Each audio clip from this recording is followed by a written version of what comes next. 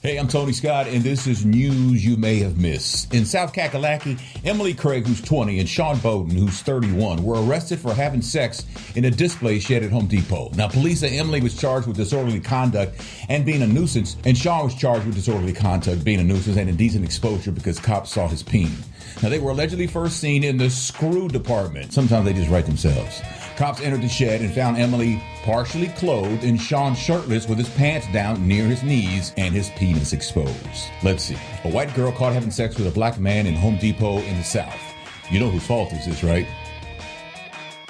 In Connecticut, Lonnie Bouchard, who's 22, was charged with having sex with two underage boys 2 years ago, and she's not going to do any jail time. She was sentenced to a 3-year suspended prison sentence and 2 years probation. Now, she's not allowed contact with her victims.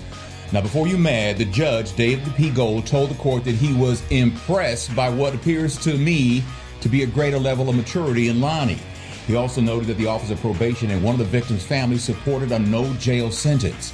Lonnie was arrested like 2 years ago when she was 19 and was hired to watch a 14-year-old boy. What 14-year-old boy needs a 19-year-old female babysitter? Lonnie had written in her journal that she was in love with the boy and that the law shouldn't tell her who to date.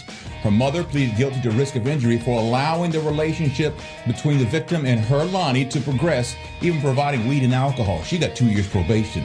You see, this always seems to happen when it's a female teacher. If she were a male teacher, she'd get the maximum, labeled a sex offender, and would get her ass beat every day in prison. So she's 22 now, and he's what, 17? You think they're sneaking around until he turns 18? Come on, man.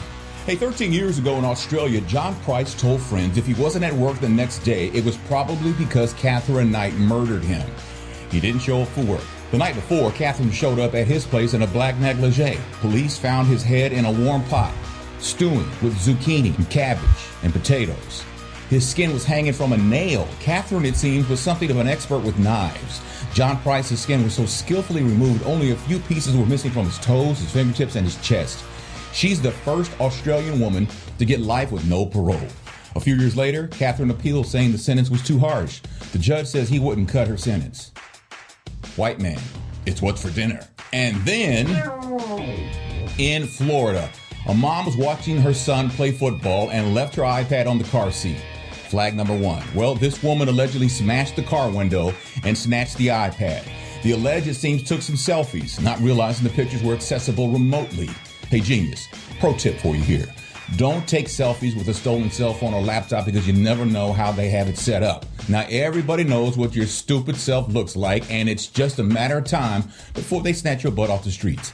I bet your entire family is so proud. That's all I got. Hey, follow me on Facebook and Twitter and Tumblr and Instagram and Pinterest. A thumbs up improves my credit score, and subscribing improves my standing in the world. Thank you so much for watching News You May Have Missed. I'm Tony Scott.